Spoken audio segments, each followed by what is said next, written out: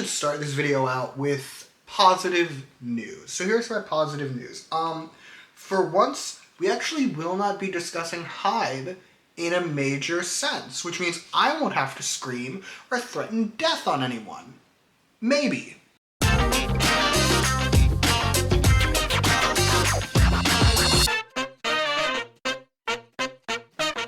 Anyway, hello there. Welcome to the video.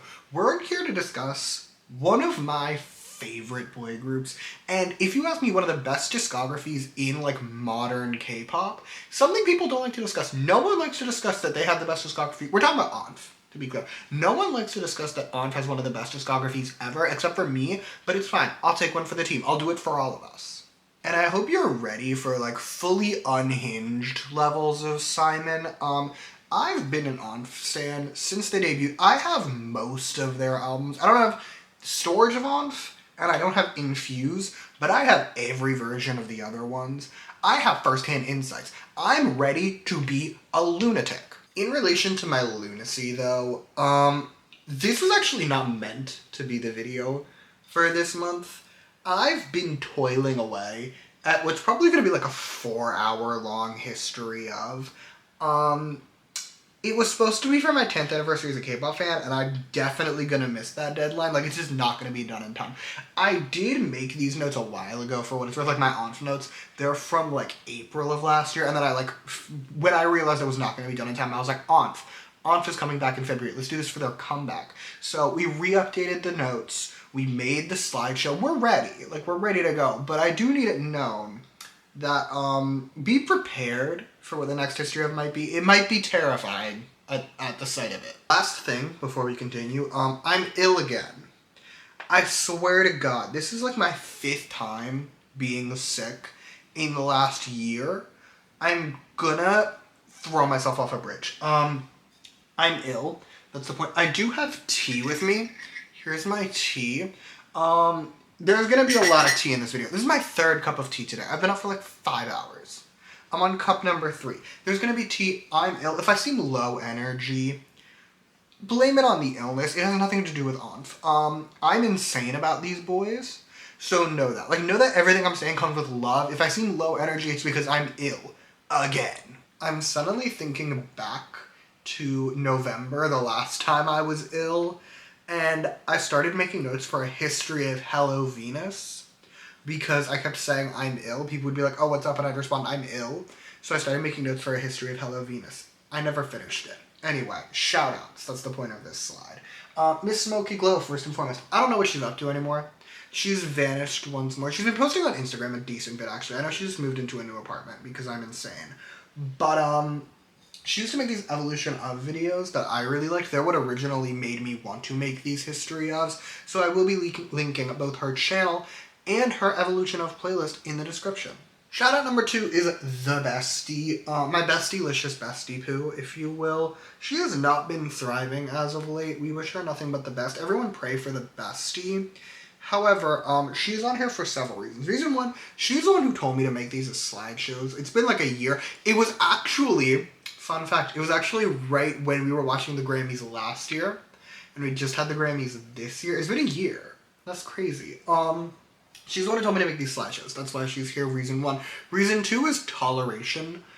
I know I say this all the time, and I don't think anyone really believes me because you will not understand it if you don't experience it. I'm annoying. Okay? I get so annoying when I make these history ofs. This one I was kind to her. Mainly because I made this slideshow so quickly. I didn't have time to bother her, and also she's going through it, so I didn't want to bug her. But typically I'm very annoying. And the bestie tolerates me. The bestie is also the one who got me into ONF. She's not here for a lot of reasons today. And lastly, Bean. My lovely little Bean. Light of my life. The only reason I can make these long videos really at all. So if you enjoy me sitting here endlessly going insane, I feel like one of these days I am gonna snap. We've not reached it yet, but we will at some point. Either way, it's all Bean's doing. So just say thank you to Bean. Now, let's do some disclaimers. I do trust everyone to be normal, but I do also like to cover my bases just in case. So we're going to have some disclaimers. First and foremost, I will not be covering every ONF activity. To be fair, I feel like 90% of what they do is just release music. ONF doesn't really tour in the way that like a lot of modern boy groups do.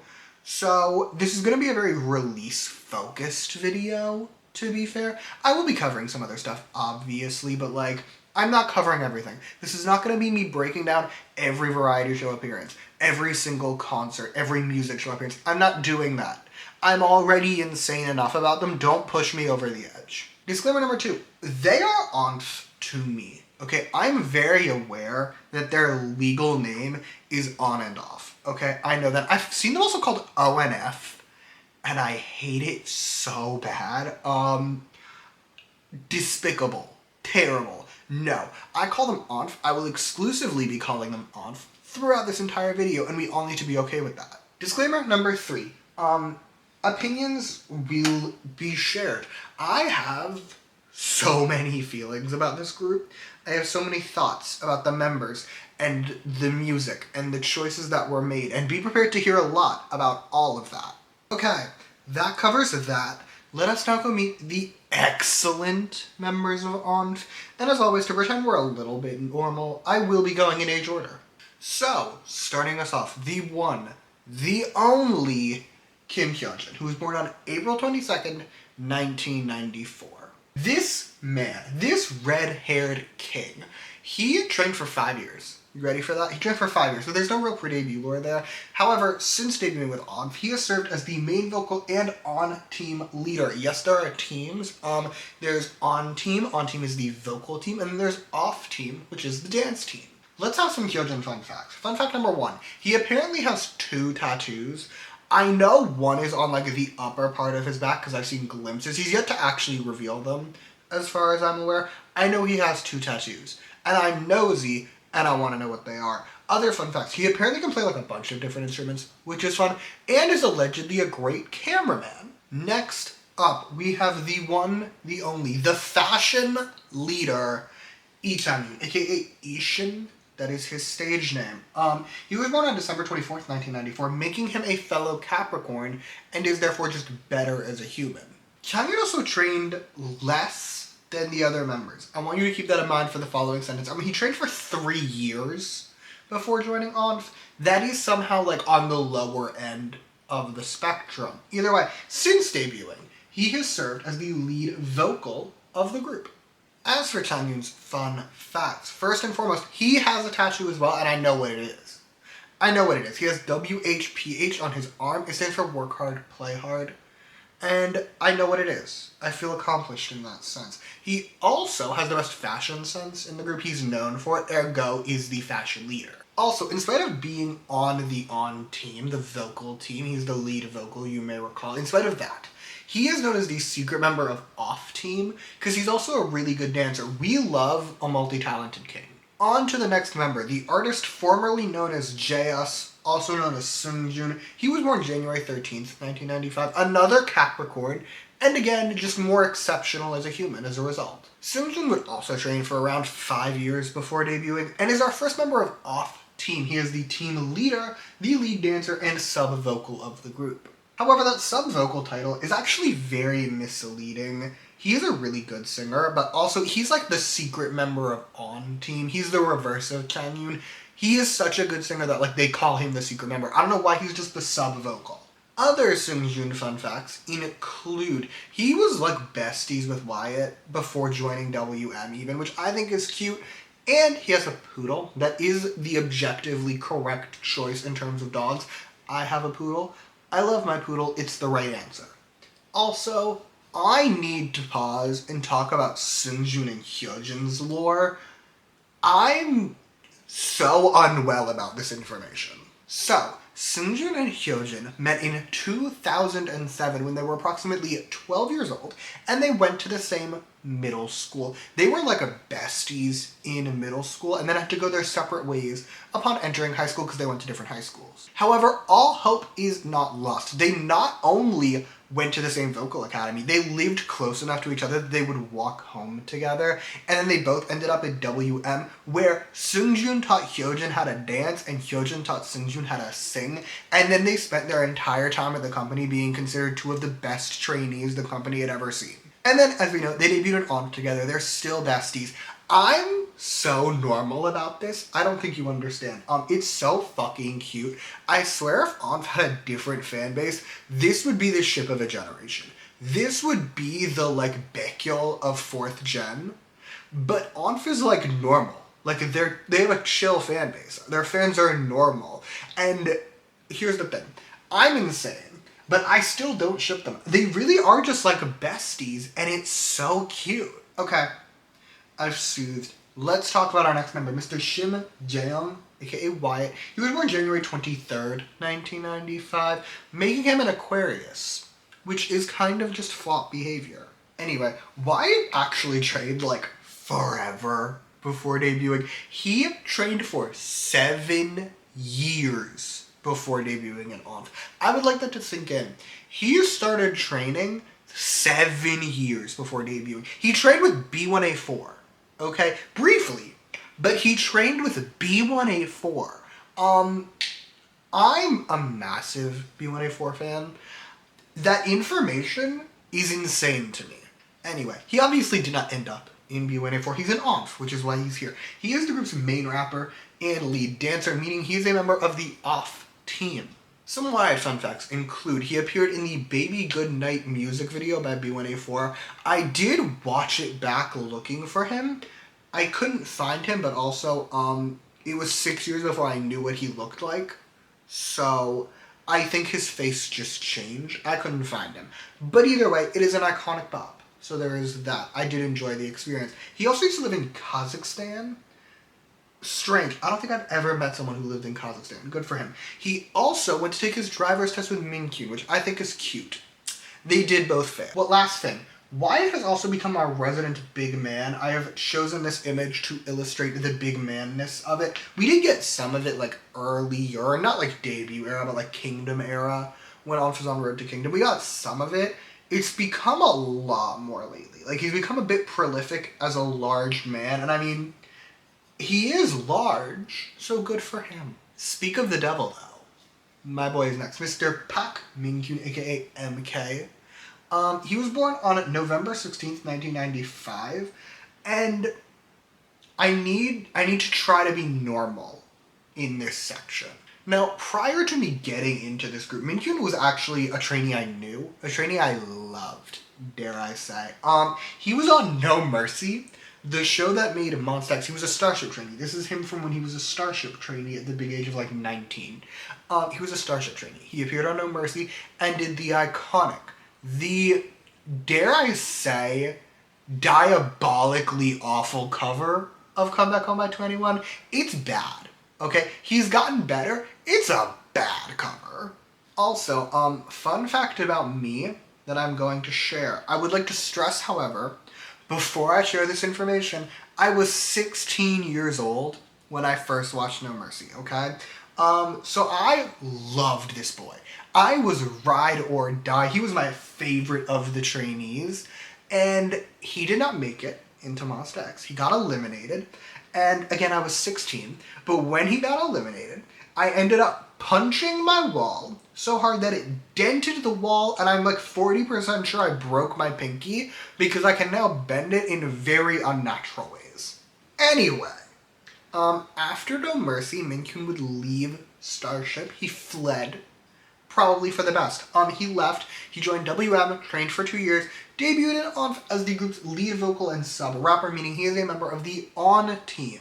Fun fact time, Min-kyun was in the Obsession music video by Boyfriend. I did not watch that one back. I greatly enjoy Baby Goodnight, which is like 40% of why I watched it back, looking for why. I don't care about Obsession by Boyfriend. I don't care about Boyfriend, honestly, so I did not watch it back. Other fun fact, his stage name MK, I always thought it just stood for Min-kyun. I was wrong. Joohan gave him this stage name, like Joohan of Monsta X. He gave him the stage name. The M stands for Min-kyun. The K stands for Carrot. And I learned something, actually. I thought that carat was exclusively spelled with a C. I was wrong. Carat with a C is for, like, gemstones. I've known it mainly for diamonds. Apparently for gold, you spell it with a K. I love to learn. I was actually very pleased to learn this information.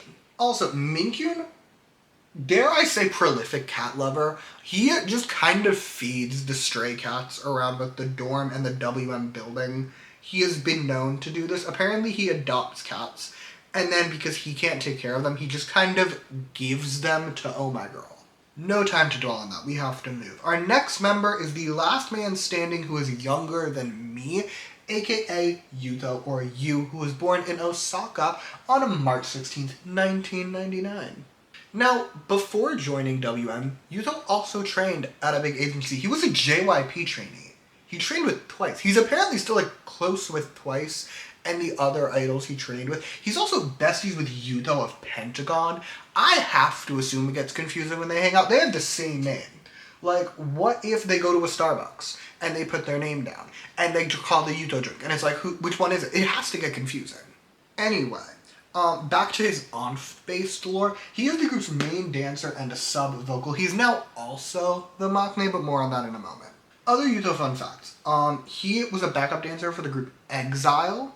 I know nothing about them, but good for him. He also hates fish, which is taste. I too actually hate fish, in spite of being a native Seattleite. I don't eat fish. He also hates bugs, which, like, I know there's people out there who love bugs, and I do think you need therapy. Okay, we have now covered all the current members of ONF, but there's actually one more.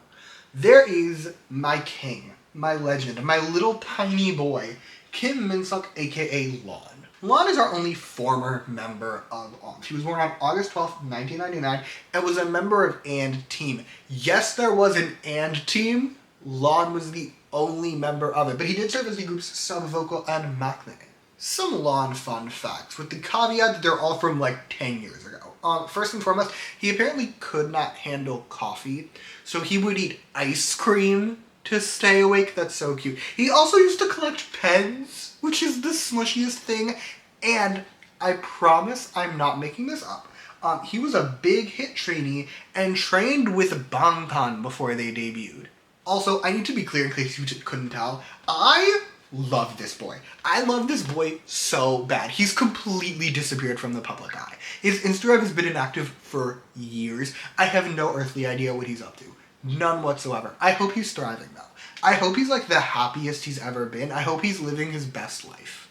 Anyway, that concludes the members, which means we now may begin the history portion of this history of ONF. Now, the tale of ONF begins back in 2016 when they appeared as a backup dancers for B1A4 at that year's Dream concert. WM would actually continue to leverage B1A4, who was still pretty popular at the time, as a way to introduce ONF, with ONF appearing in various B1A4 related contents. May of 2017, meanwhile, would see the official introduction of ONF. They were called WM Boys at the time, to be clear. They went to IdolCon, where they performed Original as a little sneak peek, a little preview of their then upcoming debut album. Which brings us to debut era. This is my copy of ONF's debut album. It's tiny and cute, and I love her. This is also, dare I say, the best debut album ever made. I actually might die on that hill. Like, it's up there with, like, Nine Eyes' debut. I do really like the Roses' first album, Day 6. All iconic debuts, ONF I think has the best debut ever. Teasers for the album would begin that July, and then on August 2nd, 2017, we were graced with the release of On Off. Now, in spite of the several tirades I could go on about how good this album actually is, like, as an album, it did fine. It sold 50,000 copies and peaked at number 9 on the Gaon charts. That is not awful, but it is not ideal. The title track, also titled On Off, didn't do much better, if we're being honest. It didn't appear on any charts, which isn't shocking to me. For a 2017 boy group, like, that's very normal. However, even internationally, it was kind of a flop. Looking at Spotify, ONF's debut single has 1.9 million streams. Now, there are artists out there who would love to get 1.9 million streams. However, If we take ONF and we compare them to other groups that debuted around the same time, this is pretty abysmal. And I don't even mean groups like The Boys or 101, like popular groups who debuted around the same time. I'm talking like Golden Child or Ace, like groups that even to this day are not popular. And yet they were managing to get 5, even like 7 to 10 times that number of streams with their debut, and ONF couldn't even hit 2 million. That said, this is the best album ever made, okay? This album is so good. I feel like the best way I can describe my love for this album is to tell you that one of the first ever videos I made on this channel was a review for this album. I think it was like my 3rd video or something like that. Like, I made it right away because I love this album so bad. It also is just a god tier album. Like, musically, god tier. The title track immediately begins the trend of having really cool background music while having really excellent songs. So, like, and even in 2025, like, this song holds up. This song is still a bop. I listened to it as I was setting up for this video today, and it holds up. However, whilst I do love the title, I actually think the B-sides are dramatically stronger than the title track on this album, and I'm already gonna cheat, okay? I'm giving my golden B-side to 2 different songs on this album. They're just so good. Those 2 songs, if you were wondering, are both difficult and original. Those are like 2 of my top 5 ONF songs in the modern day. They have been in the top since they came out, and me and the bestie, I'll text her like every couple months being like, it's time to have the lifelong debate of which of these 2 is better. I can't decide. I literally cannot decide. They're both 2 of the best K-pop songs released in the 2010s, and nobody seems to know about them. The other B-sides are also really fucking good. If We Dream is a ballad on the album, and it's gorgeous. Like, it is stunning. And Catwalks begins the trend of having like just fun and goofy songs that are also really good. Like, this song opens with the sound of a cat. They sampled a literal cat. Basically, this album is an unappreciated darling to me. It is not only one of my favorite debut albums, not only one of my favorite 2017 albums, it is one of my favorite K-pop albums of all time. I think that if more people had heard it when it came out, ONF would be like dramatically more popular. I'm sad. I'm a little sad that ONF gave us one of the greatest albums ever released and nobody cared. In promotion for their new album, and just in general for their debut, ONF would release their first YouTube series, On the Run. And we need to be clear right now, I will not be covering every single thing ONF posts on their YouTube channel. They're constantly posting content. I don't have time for that. However, On the Run is how I got into ONF. Like, specifically the first like 10 or so episodes is how I really got into the group, and it just holds a very special place in my heart. The first episode of On the Run would come out the same day ONF debuted, with other episodes coming out sporadically. They're all iconic. They're all excellent. My favorite moment is this one. Fun fact about this moment. I think about this moment all the time. This moment lives in my mind rent-free and has for coming up on a decade. This is when Changyun was doing a face mask, and he gave one to Lon. And Lon put it on, and Changyun, as if you can see in the song, he told Lon, you can't talk, you can't move. And when Lon asked why, Changyun responded that it's because he's a minor. So Lon proceeded to just lay on the floor and not move and not talk. I love this boy so bad. I'm normal. I would also like to, while we're here, give a very, very special thank you to the Sweet Life 765. They are where I got this screenshot from. Their channel has, I don't know about all of them, because I did not watch all of them, but I did watch some of them. Their channel has On the Run with English subtitles, which some of us desperately need, and I greatly enjoyed my time rewatching it, so I will be putting their channel in the description as well. Anyway, back to the timeline. Now, I feel like I need to give you a brief history lesson as an elder. As someone who has been a K-pop fan for a decade, I am an eldritch being. Anyway, 2017, right around the time ONF debuted, was the height of the Predebut series. And everyone wanted to cash in on it, including YG Entertainment, who unveiled Mix 9, their version of Predebut 101. It began airing that October, and ONF would appear. They would do exceedingly well on the show. In the first ranking, 6 of the members, everyone except Changyun, was in the top 9. In other words, a full 2/3 of the top 9 was just ONF. Now, obviously, those 6 did not remain in the top for the entire show, although that would have been really funny. But by the end of the show, both Lon and where's Hyojin? There's Hyojin. Both Lon and Hyojin would end up in the top 9, meaning both of them would be debuting in the then upcoming Mix 9 boy group. Now, in the modern day, we all know that the Mix 9 group did not debut. YG did claim that it's because the agencies couldn't come to an arrangement, which I think is really funny because it's so obviously a lie. Like, I went to look back at the lineup when I was making this video, and it was mostly trainees who hadn't debuted yet. Like, a lot of it was just trainees who hadn't debuted yet, or groups like ONF, where they like had just debuted. There's no way that the agencies couldn't come to an agreement about a promotional schedule. Like, you're crazy.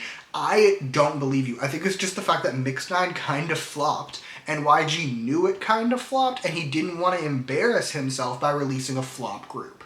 That, however, is just a theory. I cannot legally confirm or deny any of the information I just said, but that does bring us to the end of 2017. ONF would spend the rest of the year on Mix 9. It ran until January, so let's jump over to the retrospective corner real quick. Anyone else ever have the experience where you take like a giant gulp of cough syrup and then immediately sit down and press record on a camera and hope nothing bad happens? Yeah, me neither. Anyway, welcome to my retrospective corner. Yes, it's my normal corner. Leave me be. We're here because for people who haven't seen my history, I just like to end every year with a little retrospective, with a little catch-up, just a quick summary, mainly because I'm a despot and I think it's a fun way to end the year. And 2017 is not a great year. I've covered many a group on this channel now in doing my history ofs, and dare I say, ONF's debut is probably the least successful one I've discussed. Like, ONF, as sad as it makes me to say this, was not popular when they debuted, and they just didn't do well. Now, I could tell you they did well by growing their fan base by going on Mix 9. I could tell you that. I would be lying, but I could tell you that, because no one fucking watched Mix 9. But either way, even if we set that aside, I think the main thing that ONF really did in 2017 that is important is they established a sound. ONF's sound throughout their career, I'm going to say it like 8 times in this video, but ONF's sound is always really unique in comparison to most other groups. I'm not saying they're the only ones doing these sounds, but ONF's music has always had really distinct background music in a way that most other groups don't have. Like, for example, if I put on NCT 127, I could with great ease convince you that that music was for another group. Like, I could convince you that it was for a different group that made it similar, loud music, right? By comparison, if I put on ONF background music, I would have a much harder time convincing you it was made for anyone else. But that's all I got for 2017. So let's continue and discuss the first full year of ONF. Okay, welcome back. Now, as you may recall, 2017 ended with Mix 9. By the end of the show, Lon had ranked 7th and Hyojin had ranked 2nd, meaning both of them would be debuting in the then upcoming Mix 9 boy group. Then, while everyone was waiting for YG to get their shit together, ONF actually headed over to Japan. They held a little fan meet there. It's cute. Then, in May, YG would officially announce the cancellation of both Mix 9 debuts. Again, I think they lied. That's just my opinion. But it does mean that Lon and Hyojin were suddenly back on the market. And WM didn't always just second. Like, they very quickly announced a new album. And I do mean, like, very quickly. The announcement of Mix 9 not debuting came on March 3rd. Within 2 weeks, WM had announced a new album. They wasted no time, and I think it's genius, because Mix 9 was definitely a flop. No one watched Mix 9, but the few people that did wouldn't remember it for long, right? Like, no one would be talking about Produce 101 if 101 hadn't existed. No one talks about Produce X101 because X1 barely existed. That's my vibes, right?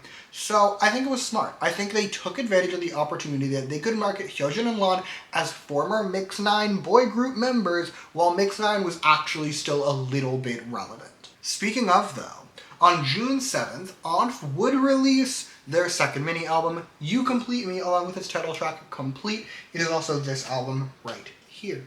And to be clear, I do feel like this shows how little people actually paid attention to Mix 9, okay? The album would see a jump in sales, not by much though. It sold 25,000 copies and peaked a little bit higher on the Gaon charts at number 8. Again, not exactly ideal. Complete also didn't do much better. It didn't chart anywhere.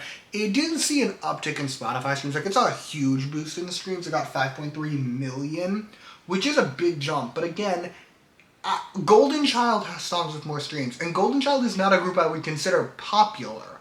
So, like, not ideal. Also, once again, this lack of success makes me very, very sad. Complete is actually my favorite ONF title, fun fact about me. It has what I think is their best background music of any of their titles, and it just takes everything that was so good about their debut and makes it better.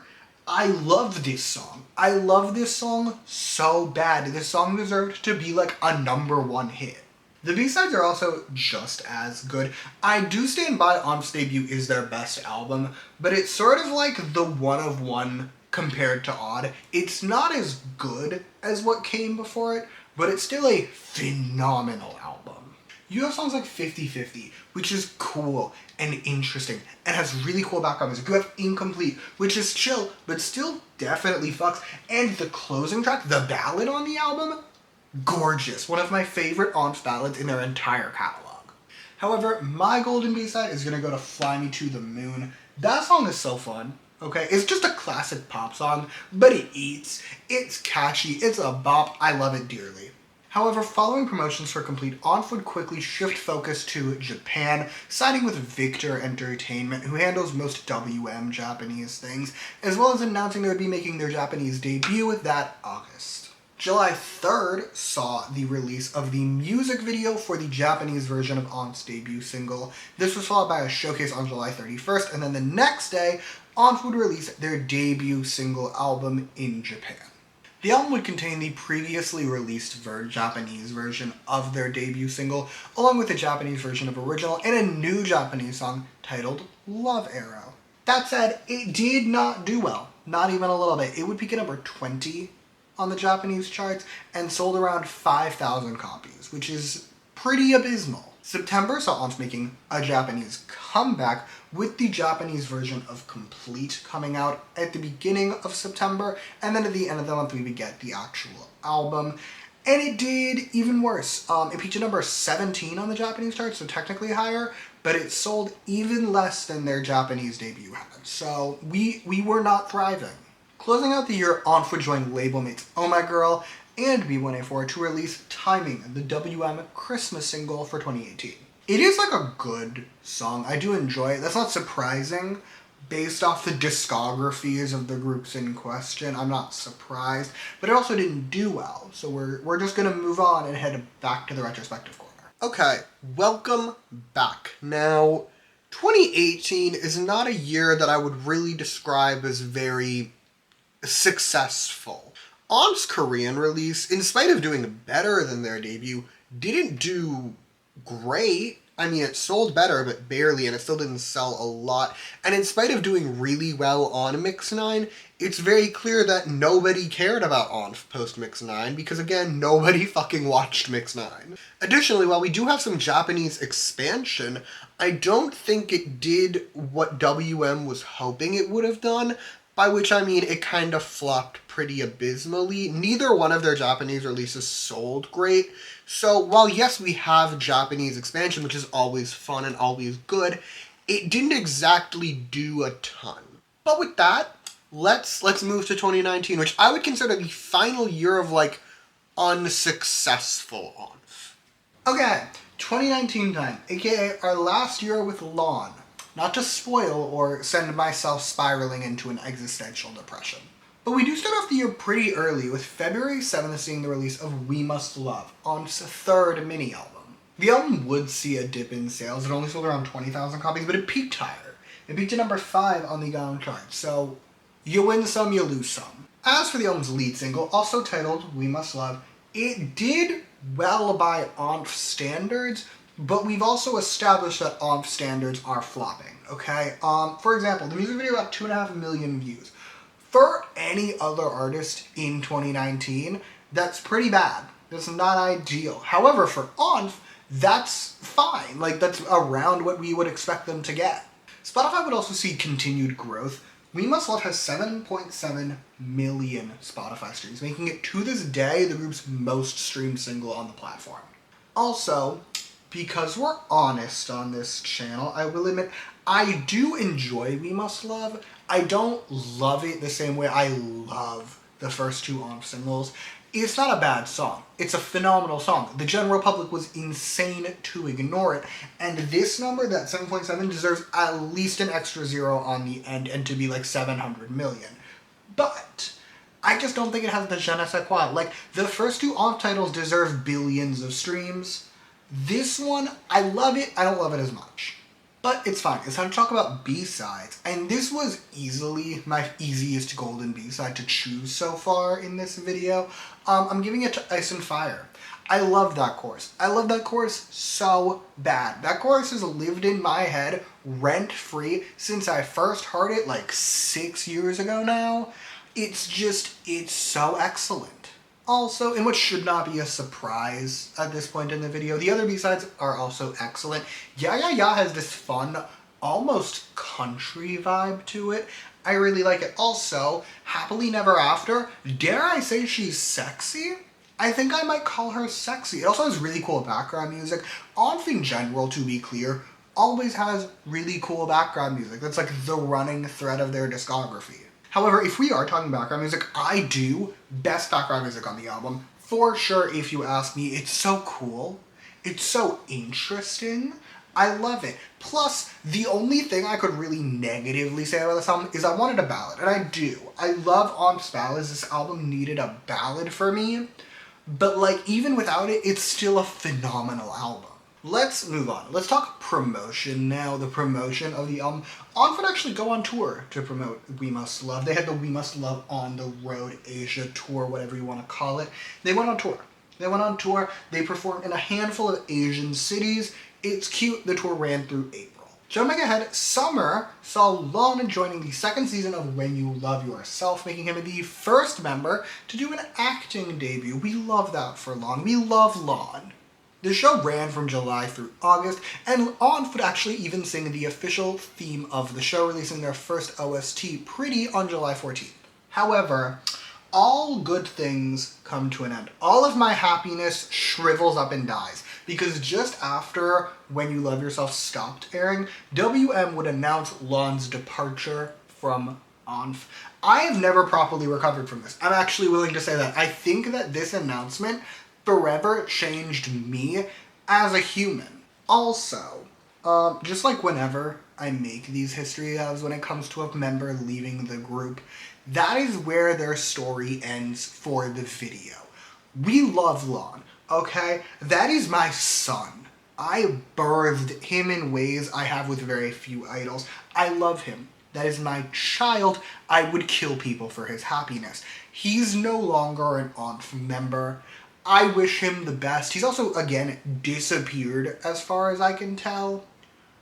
I hope he's thriving. I'm normal. I'm fine. Let's talk about Go Live. Go Live is ONF's fourth mini-album. It came out in October and was led by the single Why.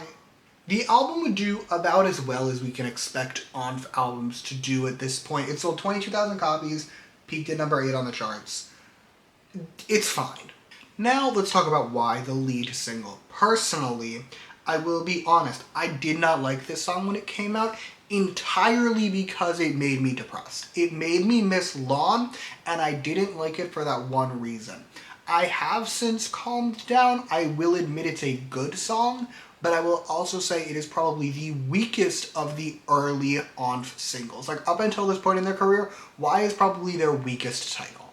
With that said, it actually would do better than one would have expected, specifically in the area of YouTube views.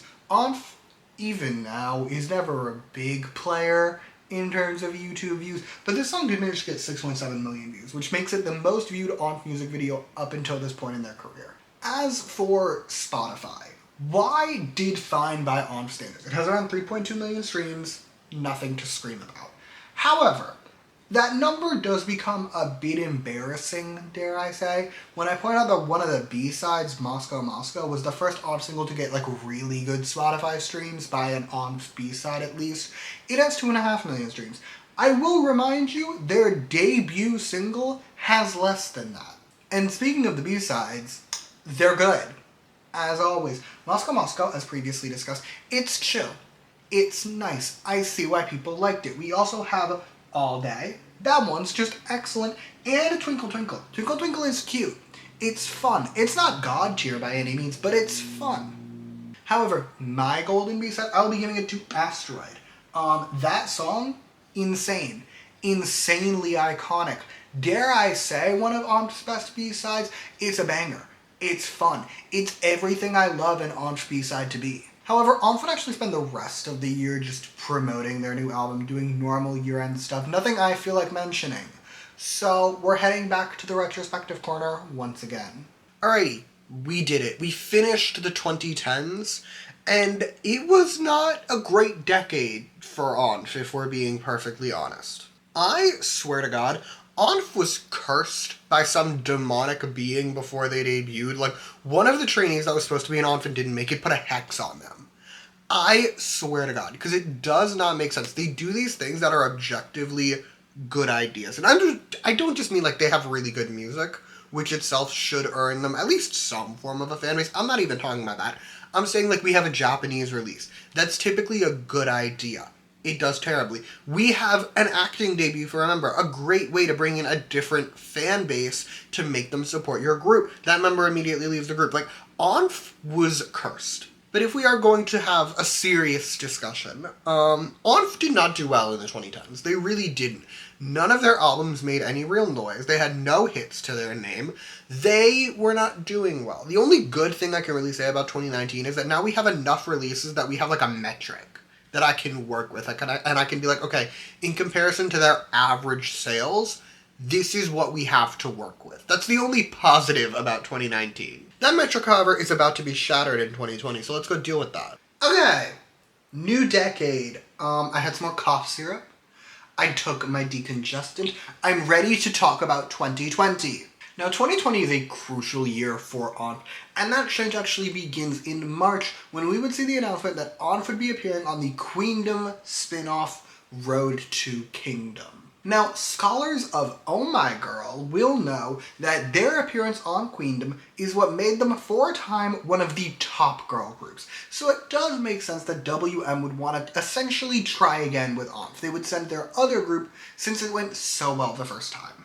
Road to Kingdom would run from April through June, and it was a lot. It was a bit insane. I will not be covering everything that happened in that show, mainly because I cannot be bothered to watch it again. However, ONF objectively did pretty amazingly on Road to Kingdom. They were almost exclusively in the top 2, or definitely in the top 3. They ranked first multiple times and ended the show in second place. Ironically, the same place Oh My Girl finished.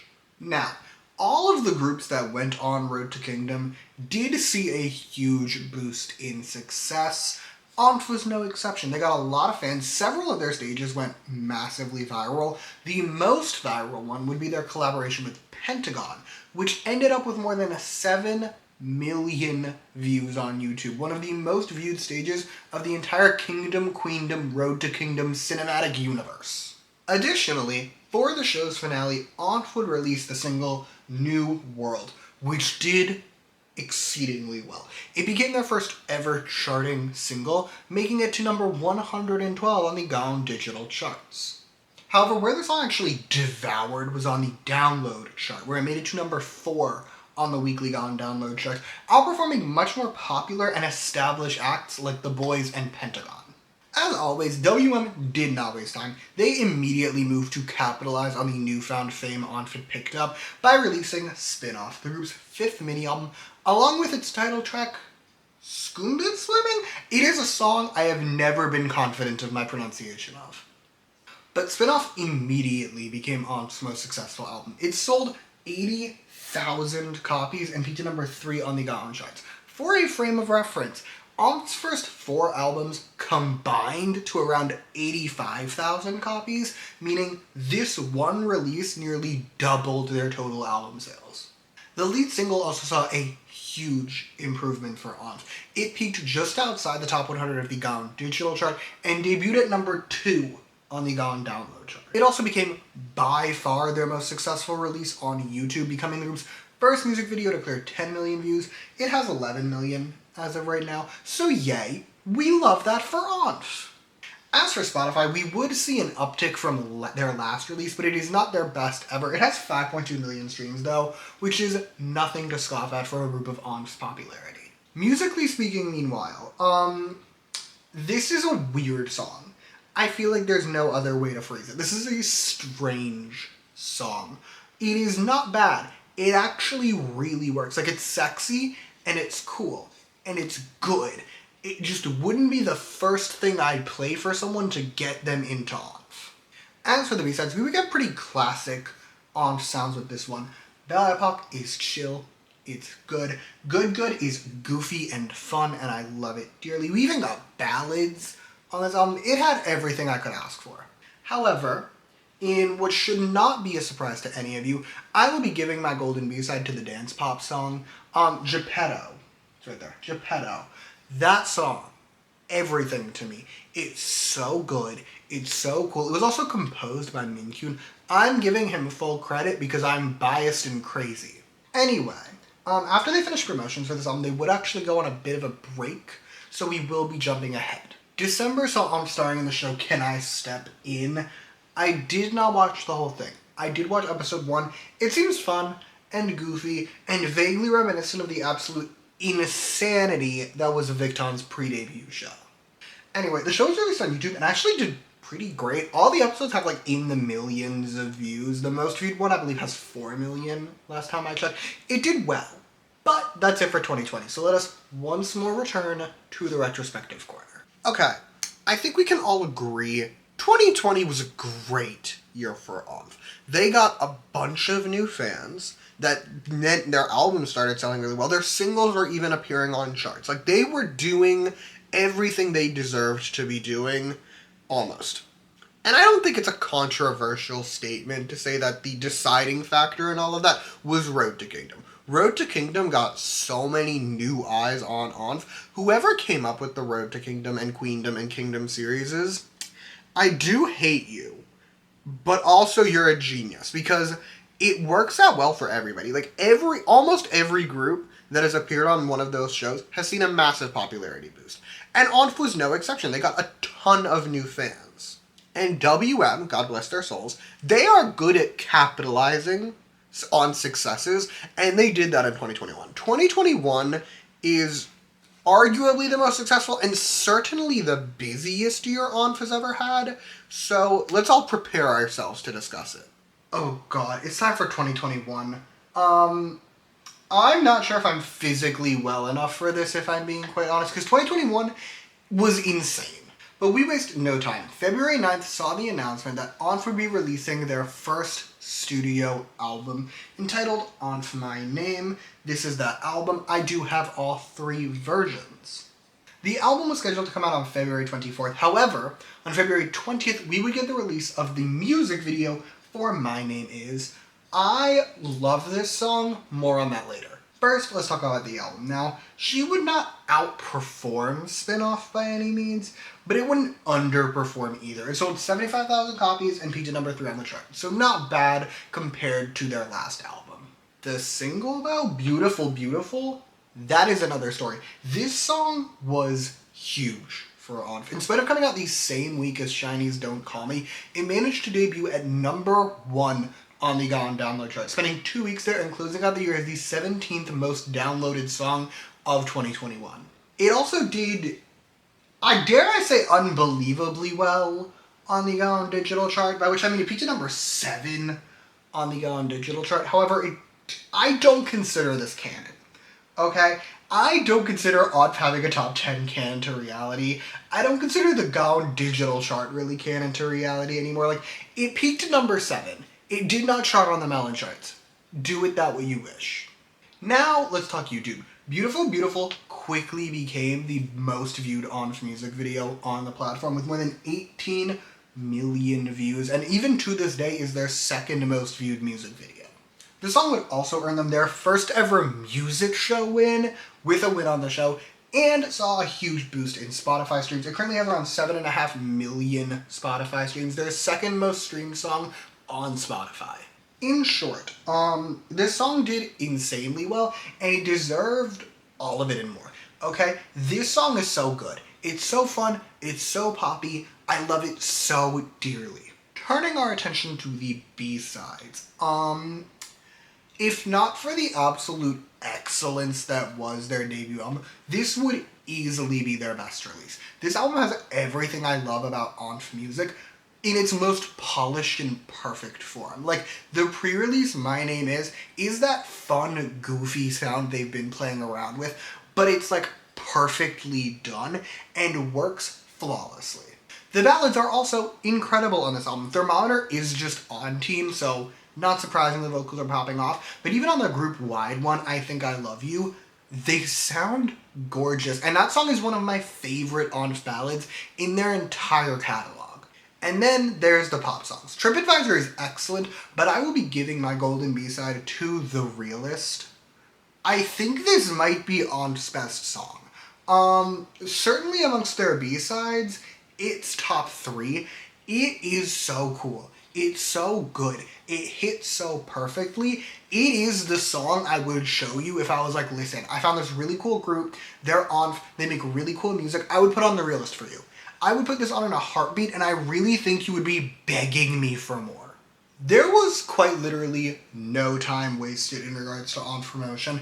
As soon as Beautiful Beautiful promotions were wrapped up, we were almost immediately told we were getting a repackage. And sure enough, that April we got City of ONF, along with its title track, Ugly Dance. And again, City of ONF sold around as much as we would expect it to. It did technically become their best-selling album. It sold 86,000 copies. But it did peak slightly lower at number 4. Again, ONF's last 3 albums now have all hit the same like 10K range, so we've hit like the new standard is around 80,000. Ugly Dance, meanwhile, did objectively do well by ONF standards, but it did not do nearly as well as Beautiful Beautiful had done. The song would debut at number 1 on the Gone Download chart, the group's second number 1 single there. It would, however, peak much lower on the Gone Digital chart, only making it to number 42. However, again, I do not consider Beautiful Beautiful peaking at number 7 as really canon to reality.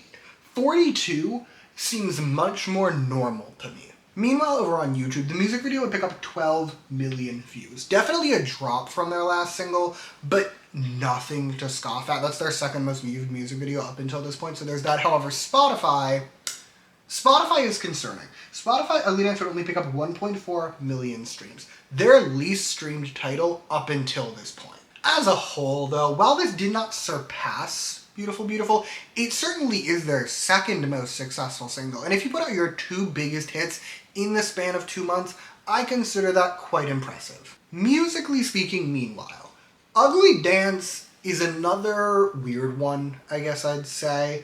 It definitely wasn't my favorite when it came out. I actually didn't really like it all that much. It has since grown on me. I do enjoy it now, but I don't love it. In addition to Ugly Dance, we would get 2 new B-sides with this album. The first one is The Dreamer, a rare miss for me, actually. It's giving like late stage Justin Bieber, and I do mean that with disrespect. That means, though, that our golden B-side for this repackage is going to go to My Genesis, and I'm actually very okay with this. I really like that song. It's giving like a Messy Boots pop rock song meets like a circa 2017 EXO chorus. I know that sounds deranged. I promise you I'm right about this. Next we have just a brief note, which is that around this time is also when RBW would purchase WM. RBW you may know for groups like Mamamoo and ONEF. They bought WM. This is not like when Hybe bought Pledis and ran all creativity out of that building. This is much more akin to what I would say, like when SM bought Lip. is actually a great example. When SM bought Ulim and it's kind of let them fuck around and do their own thing, more or less. Very little changes in regards to sound as a result of this purchase, but it is technically relevant. Speaking of ONF music though, August 9th would get us our third release of the year with Popping, the group's summer pop-up mini album. Popping would almost immediately take over as ONF's best performing album. It would sell 112,000 copies, their first ever to hit six figures, as well as becoming the group's highest peaking album where it made it to number 2 on the GOT charts. Now let's talk Popping, the song. Popping would debut at number 30 on the GOT digital chart, so a step up from their last song. However, it would fail to top the download chart. It would peak at number 2, just behind Thrill Ride by the Boys. The music video, meanwhile, would pick up 15 million views, making it their second most viewed music video up until this point in their career, while the title track would also get 3 million Spotify streams. Now, normally, I would say that's bad, because ONF has done much better. However, that is roughly double what their last song got, so I'll give it a little bit of a pass. Musically, I like Popping. As a long-time fan of a summer pop song, I'm very much here for this. It's great as a summer song, and also as a winter, or a fall, or a spring song. It's good all year, honestly, and again, it has really cool background music. I do need to point out, the fact that ONF is continuing to give us this really innovative sound this deep into their career is kind of crazy. The B-sides are also quite insane in an excellence sense. I shake full ass to Summer Poem, I think it's phenomenal, and Summer Shape, our ballad of the album, is gorgeous. Dry Ice is fine. However, our golden B-side is actually going to go to the album's closer, Summer End. Something about this song has always had a very demonic effect on me. Objectively, it's a good song, but like, it does things to my psyche that I can't explain. Anyway, ONF actually wouldn't do much following Popping promotion, so we're going to jump ahead to November when WM would announce that it was enlistment time. ONF would be doing the very rational thing of enlisting all 5 of their Korean members in one go. Can I just take a moment and say, I do not understand why more groups don't do this, if I'm being quite honest. It makes so much sense. Like, there are some exceptions. Like, I understand what SHINee did, where it's like you do 3 in a chunk and then you have a comeback and then you do Taemin. I get that. But we also have groups that will do it like the EXO method, or where like you just all go in random times, so like we don't get a full group. It's crazy to me when like this is an option. However, all hope is not lost, and in December we would get our final pre-enlistment album and our 4th release of 2021 with Goosebumps. Now, Goosebumps did around as well as Popping had done. It would sell 110,000 copies, so a little less, but nothing crazy, and peak just as high, making it to number 2 on the GOT charts. Goosebumps, the song, though, bit floppish by ONF standards. It would fail to peak inside the top 100 of the GOT digital chart, making it to number 108, so not awful, but that is outside of the top 100, their lowest peaking song all year, and it would peak at number 2 on the download chart. I'll give it that. It peaked just as high on the download chart, it made it to number 2. As for streaming, YouTube is a little complex. It would be the group's least viewed music video of 2021.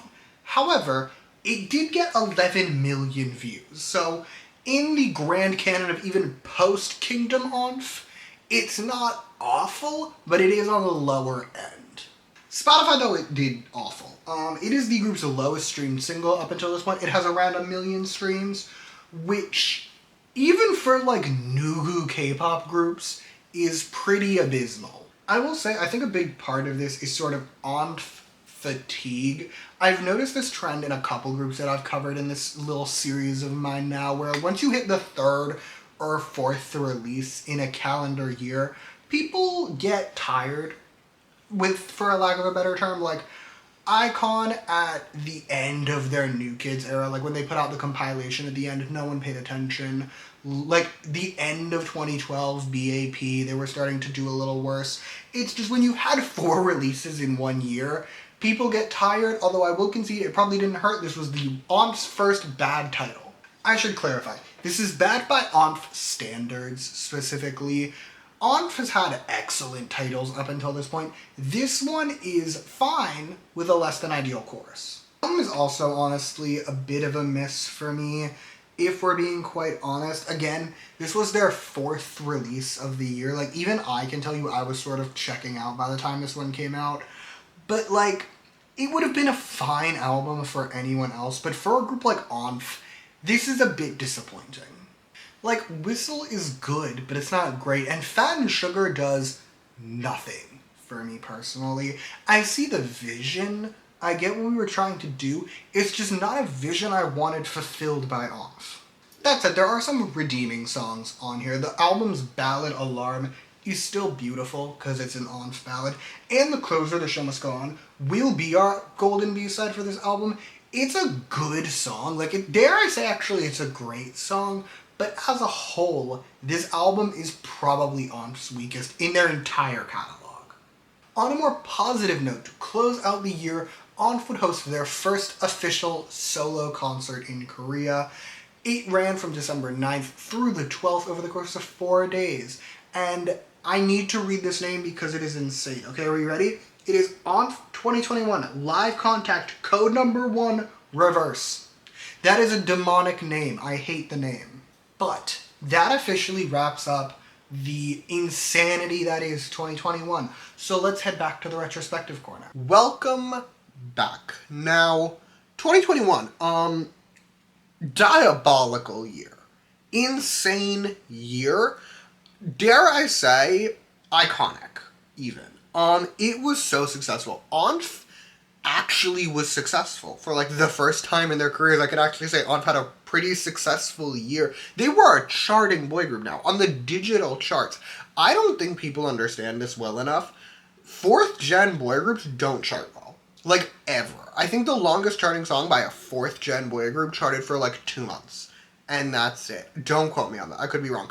And ONF, granted they weren't charting for 2 months, but they were charting. They were doing better than a lot of other boy groups were doing. I would argue there are 2 key areas where ONF really and truly popped off in 2021. The first one we're going to talk about is YouTube views. ONF in 2021 put out their 4 most viewed music videos up until this point in their career. All in 2021. Their first big music videos were all released this year. It was a massive year for them on YouTube. However, the real area that I want to point to is album sales. Prior to 2021, ONF's cumulative album sales were at around 160,000, 170,000 copies, okay? In just 2021, they sold roughly 400,000 albums just in 2021, meaning by the end of 2021, approximately 70% of their total album sales had come from the prior year. And we're not talking a group that had only released like 1 album the year before. We're talking about a group that had been active at this point for years. The only downside, really, of 2021 is that they got all this popularity and then immediately put it all on pause because they all had to enlist, or at least they had to enlist and they chose to do it all in one stint. So we end on a bit of a downer, but 2022, while a bit barren, does have more than one might expect. So let's go discuss. Okay, for reasons we should all be able to figure out, 2022 started on a bit of a quiet note, so we will be jumping ahead. Cool, so, May. Yuto briefly appeared on the show, Be Ambitious. This show was, okay, here's my comparison.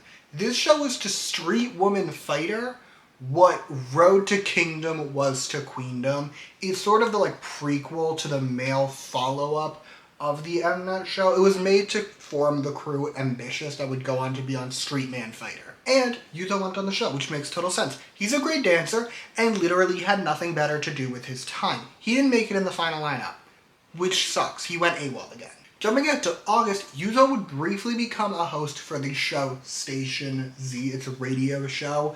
He did not do much. He hosted exclusively on Mondays, but it's better than nothing. At least it got him outside. However, more importantly, August also saw the release of Storage of ONF, the group's special album that they prepared pre-military enlistment so their fans would at least have something during their hiatus. Now, Storage of ONF sold horribly for lack of a better term. It sold 37,000 copies and peaked at number 7. Now, if we were talking pre-Road to Kingdom ONF, that'd actually be their best-selling album, but we are in a post-Road to Kingdom world, making this their lowest selling since then, as well as their lowest peaking. Your song honestly did not do much better. It would peak at number 10 on the download chart, which is not bad, but I would like to remind you that every other post-Road to Kingdom ONF single has peaked in the top 5, so number 10 is not ideal. The one area the song managed to do like insanely well is YouTube. This is ONF's most viewed music video. It has 22 million views. I don't know why this is their most viewed music video, but it is. Now, if you were to ask me, and since you're watching this video, let's assume you did, I would tell you the main reason this album did not do as well, and the single in particular did not do as well, is because they didn't promote it.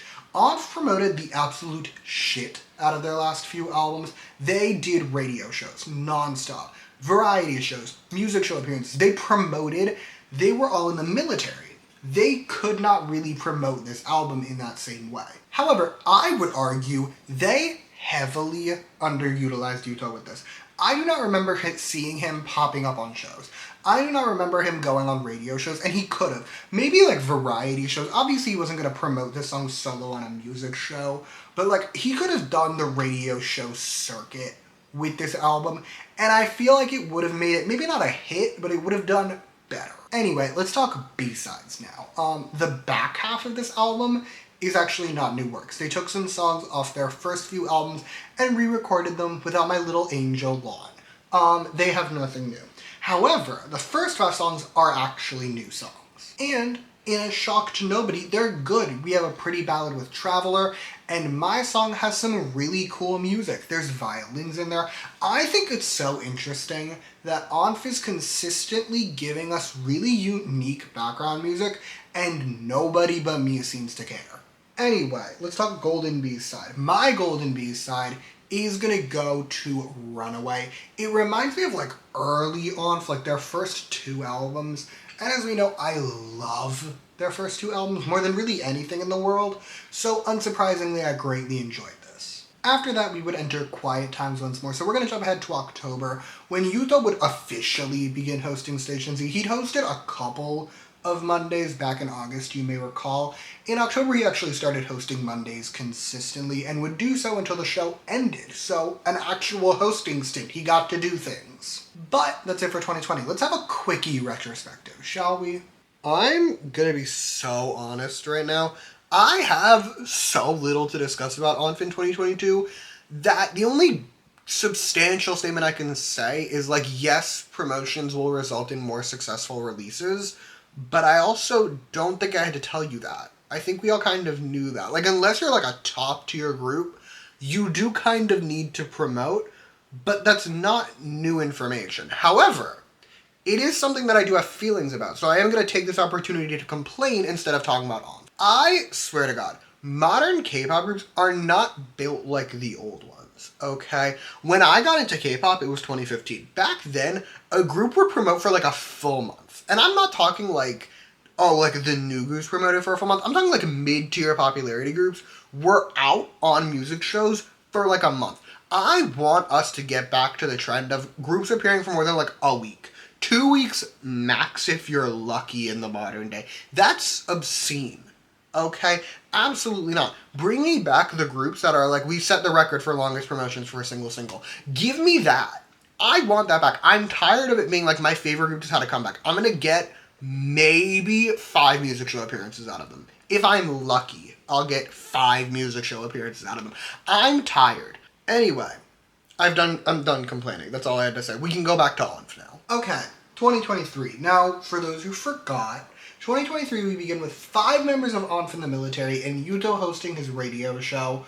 So we're actually gonna fast forward just a smidge. So, in February, specifically Valentine's Day on the 14th, Hyojin released the single Love Things as a special single for the fans. This song did exist. It also made no noise whatsoever. Like, this was not even a little bit of a hit, not even by ONF standards, so we're just gonna kind of keep going. We are going to then jump ahead to June when ONF would get Out of the military. They all enlisted in the span of like a week and a half. They got out in the span of like a week and a half. They're all back. They all came back in June. In celebration of their return, ONF would do a little Weverse live. It's cute. It's fun. They then like immediately got back to work. July 16th would get us our very first post-military activities for ONF. They took part in some RBW family concerts, so that's fun. August got us some more RBW concerts, this time in Japan, and then the next month, WM would announce that ONF was preparing to release their next album. And sure enough, on October 4th, ONF released Love Effect, their 7th mini-album, this thing right here. Starting with the album, it sold great. It sold 135,000 copies, making it the highest selling ONF album up until this point, and actually even to this day, while peaking at number 6, which does actually feel a bit low. I expect it would be higher. I didn't look at who outcharted it, maybe I should have. Now for the single. Love Effect was not the return I would have wanted for ONF. It peaked at number 199 on the down digital chart and number 9 on the download chart, so not ideal. It also didn't do quite as well as past releases had done on YouTube. It has around 11 million views as of right now, which is not bad, but it is roughly half of what their last video had gotten, which not ideal. And on Spotify, it is their least streamed single with less than 1 million streams. It only got around 750,000 as of right now. Basically, Love Effect didn't do great by any means. It was not what one would have liked to see as the long-awaited comeback after a pretty long hiatus. And frankly, I don't get it. I'm not gonna sit here and tell you Love Effect is like the best ONF song. It's not. But it's better than what most boy groups were releasing in 2023. Like, it's fun, it's poppy, it's excellent, and it deserved better than the disrespect it got. Also, can we please talk B-sides for like just a sec? Because while this is not as good as their debut, I do think their debut, their full, and this are their 3 best albums. Arrival is excellent, okay? It's so good, and we have our ballad Wind Effect, which ONF ballads have yet to miss for me. As we've established, it's beautiful. This should not be news to anyone. But you know what I'm like existentially weak for, like debilitatingly so, is guitar. And that's what we get on my golden B-side, the album's opener, Be Here Now. I am so feral for this song. I'm so unwell about this song. It's another one of those songs where like objectively it's not that insane.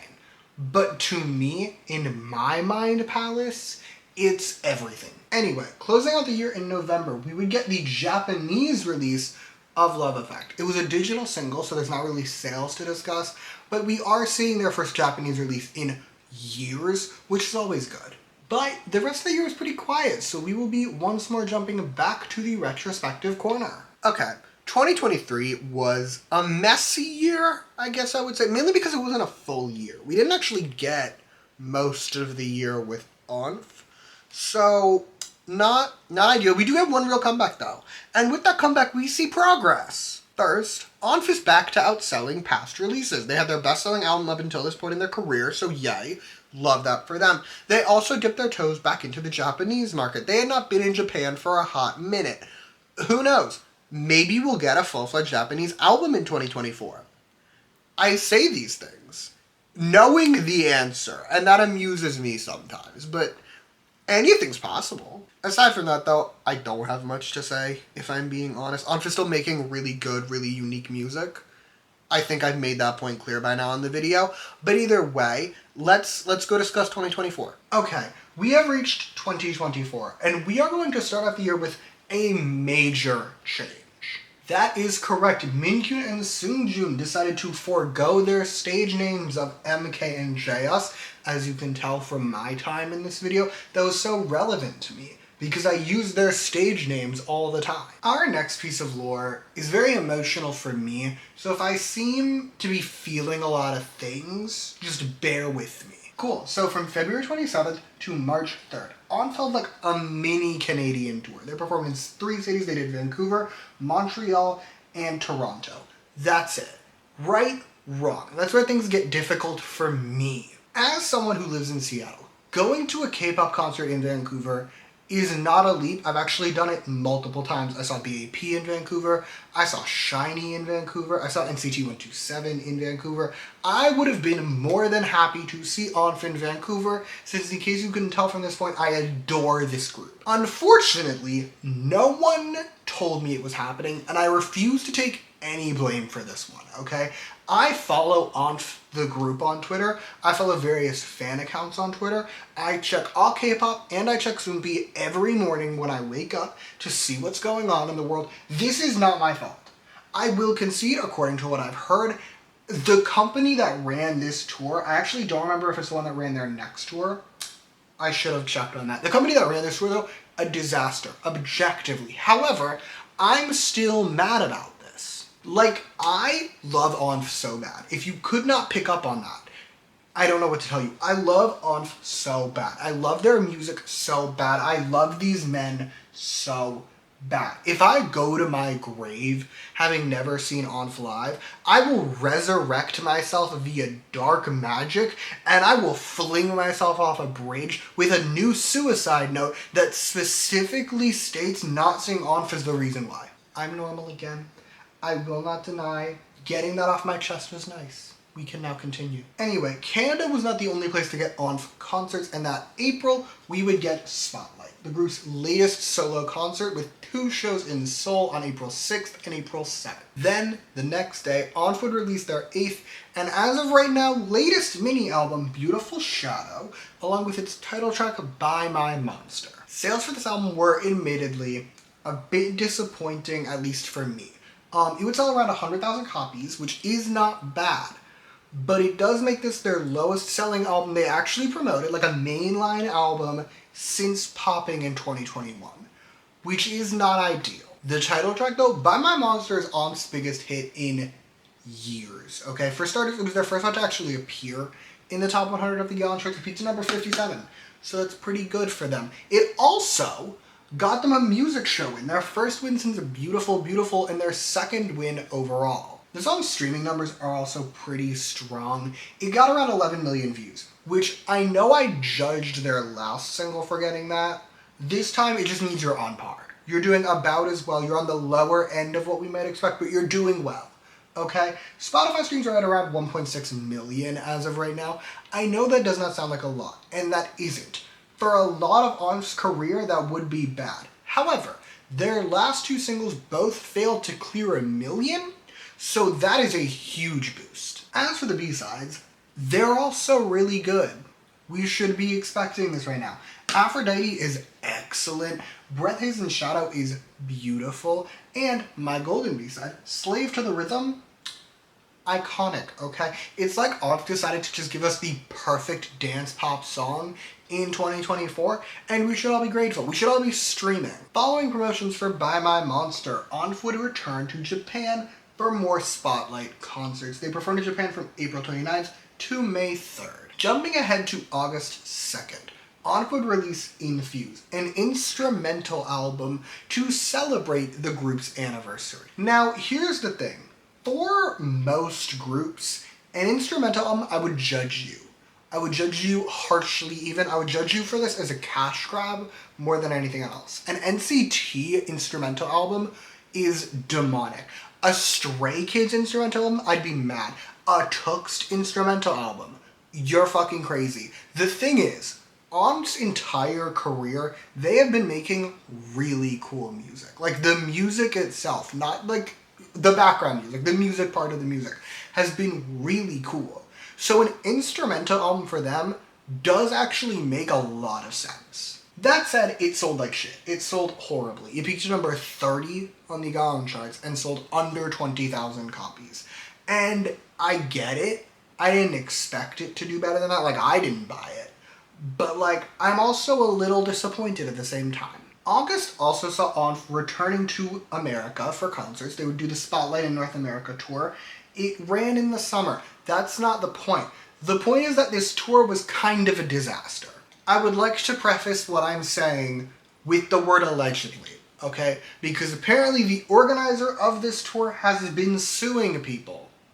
So, allegedly, private information about the members was leaked, including hotel and flight information, to fans, and also fans in certain group chats with members of the company, like the touring company, were given preferential ticketing treatment, allegedly. Anyway, this was actually like a bit of a scandal at the time. It was a bit of a thing that like this tour was a disaster, but ONF also didn't really do anything after it, which did not help. So for the last time in this video, we will be returning to the retrospective corner. Okay, 2024, a complicated year is the adjective I'm going to choose to use in this moment. A complicated year.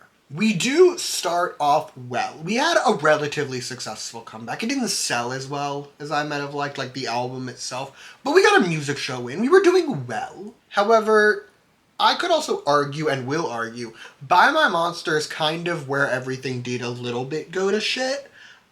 First we have the tour. I know I didn't get too much into the tour, again, because people are being sued actively, and I don't want to deal with that.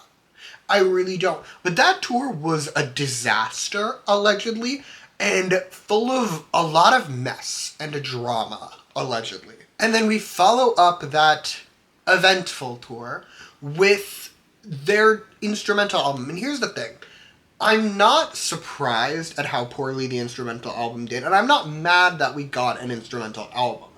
However, I do think that that instrumental album was in place of a real comeback, and that is what kind of makes me mad. Because we could have gotten another album, and instead, what we got was an instrumental album. And again, I'm not mad at the instrumental album, I just think we could have done both. They didn't actually have to record anything for the instrumental album. They still could have been making a new album. But that's all I got for 2024. Let's move to the current year as of filming of 2025. Alrighty, 2025. The current year, and we start off with more quiet time. So we're fast forwarding just a bit. Okay, January 27th saw the announcement that ONF would be returning with the first part of their second studio album, ONF My Identity, which would come out on February 18th, which just so happens to be today. Now, obviously, I do not know how this album sounds. I have not heard it. It is not out. However, if I had to guess, based off their track record, I assume it's gonna be good, because that's kind of their thing. They have really, really good music. However, with that I can officially say that this has been the history of ONF. And thank you so much for watching. I hope you liked this video. If you did, you can like and subscribe, or don't.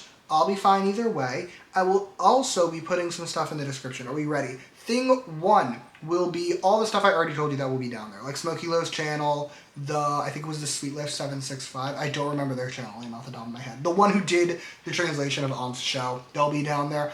I'll also be putting a playlist that has all of my other history ofs. I've done a lot of them. I'm on like a monthly release trend at this point, is what I'm going for. I've been managing to do it. It's been a year, which is crazy to me, but I'm doing it. I'll put that down there. You may check them out if you so choose. I will also be putting down there all of my ONF reviews. I've reviewed a lot of their discography. You can watch all that if you so choose. I think that's it. I think that's all that will be down there. So yeah, thank you again for watching. Bye!